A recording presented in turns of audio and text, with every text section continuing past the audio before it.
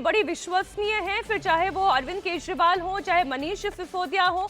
Party की बड़ी मजबूत सिपह सलार हैं, वेरी वेल एजुकेटेड और बड़ी ही आर्टिकुलेट है। और ऐसे में महिला का मुख्यमंत्री बनना आम आदमी पार्टी से एक तीर से कई सारे निशान एक साथ साध रही है। भास्कर, बिल्कुल बिल्कुल। देखिए, किसी ने जो खासकर इनके अरविंद केजरीवाल और आम आदमी पार्टी के राजनीतिक प्रतिद्वंदी हैं, उन्होंने ये नहीं सोचा होगा कि अरविंद केजरीवाल जेल से आते ही एक के बाद एक धमाका करेंगे। पहले वो इस्तीफे की बात, फिर उसके बाद इस्तीफा वो देने जा रहे हैं और उसके बाद कोई और मुख्यमंत्री होंगे, मनीष सिसोदिया और अरविंद केजरीवाल नहीं होंगे। यानी जब जनता के बीच में जाएंगे तो कोई ये दबाव नहीं होगा कि आपके ऊपर में आरोप लगा हुआ है, आप जेल से आए हैं, आप फिर भी मुख्यमंत्री हैं। ये सब आरोप एक सेकंड में धो दिया। और इसके साथ साथ अपना जो एजेंडा है उसको पुश करना है, समय बहुत कम है, इस लिहाज से एक ऐसे व्यक्ति को सीएम बनाया जाए जो उस एजेंडे को पूरा कर सके।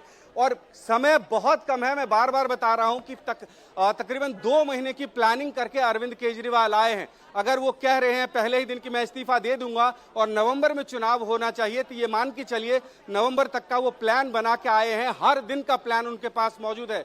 इसीलिए इधर विधायक दल की बैठक शुरू हुई और ये जानकारी दे दी गई कि 26 और 27 सितंबर को विधानसभा का सत्र बुलाया गया है।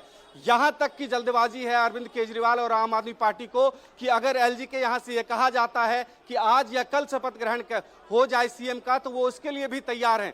किसी भी तरह से कोई मौका नहीं देना चाहते हैं। आम आदमी पार्टी के कुछ सीनियर लीडरशिप से हमारी बात हुई थी, जब हमने पूछा था कि क्या कल सिर्फ अरविंद केजरीवाल इस्तीफा देंगे, तो हमें ये क्लियरली बता दिया गया था कि ऐसा नहीं है। न सिर्फ अरविंद केजरीवाल इस्तीफा देंगे, बल्कि नए मुख्यमंत्री कौन होंगे, विधायक दल का नेता कौन होगा, ये लेटर भी हम साथ में दे देंगे। और अगर हमें कहा गया कि सिर्फ आज का ही वक्त है, कल हम शपथ ग्रहण करवाना चाहते हैं, तो उसके लिए भी हम तैयार हैं। और इस बीच में किसी भी तरह की कोई गुंजाइश ना हो, कहीं से भी कोई दाव ना चल सके कोई और पार्टी, खासकर भारतीय जनता पार्टी पे ये आरोप लगा रही थी आम आदमी पार्टी कि आम आदमी पार्टी ये चाहती है कि बीजेपी के पास में कुछ और करने का, कुछ और तिकड़म करने का स्कोप ही नहीं बचे।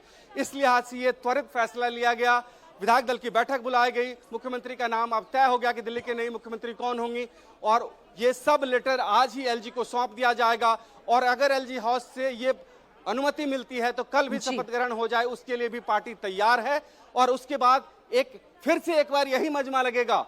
उसके बाद नए एजेंडे में है, इस घर को खाली किया जाएगा। अरविंद केजरीवाल इस घर को खाली करेंगे, यहाँ से सामान शिफ्ट होगा, आतिशी यहाँ पे शिफ्ट होंगी, यहाँ पे जो नाम है, जो बोर्ड लगा हुआ है नाम का, वो हटेगा और सीएम आवास में आतिशी बैठेंगी। तो ये सारी तैयारी पहले से ही आम आदमी पार्टी के द्वारा कर ली गई थी और एक एक करके पार्टी में अगर आप इस तरीके से देखें तो जिस तरीके से राइज हुआ है आतिशी का, वो कमेंडेबल है।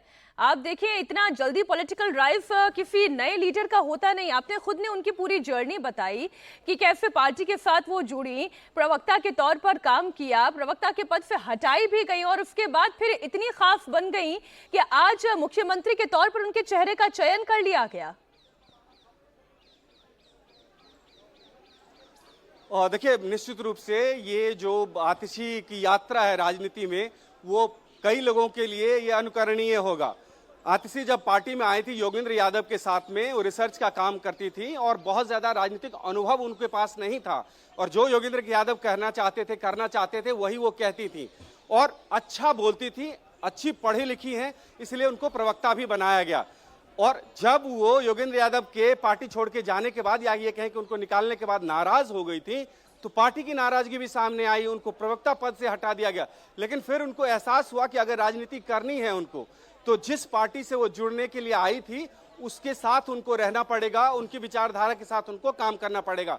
और ये पता था पार्टी को भी कि आतिशी के पास में एजुकेशनल एक्सपोजर बहुत ज्यादा है जिसका इस्तेमाल किया जा सकता है। मनीष सिसोदिया ने उसका इस्तेमाल किया, उनको एडवाइजर रखा अपने मंत्रालय में, शिक्षा मंत्रालय में।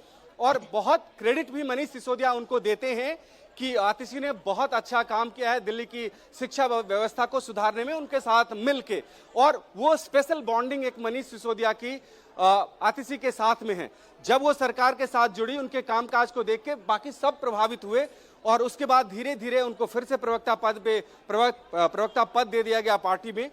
और एक चीज तो है, अरविंद केजरीवाल इस बात का ध्यान रखते हैं, जातिगत समीकरण के इतर अगर उनके मंत्रिमंडल में कोई हो तो वो पढ़ा लिखा हो, उनका एक्सपोजर अच्छा हो, जो वो इमेज पोर्ट्रे करते हैं उसके विपरीत ना हो, इसका ख्याल रखा जाता है। और इसलिए आतिशी को ये राइज मिला और उन्होंने पार्टी और अरविंद केजरीवाल की जो एक्सपेक्टेशन थी उसके हिसाब से उन्होंने काम किया। भास्कर, आप कितने भी पढ़े लिखे क्यों ना हो, कितने भी आर्टिकुलेट क्यों ना हो, आपका अपना अनुभव कितना ही बड़ा क्यों ना हो, लेकिन पार्टी में सर्वे सर्वा की भूमिका में तो खुद अरविंद केजरीवाल हैं।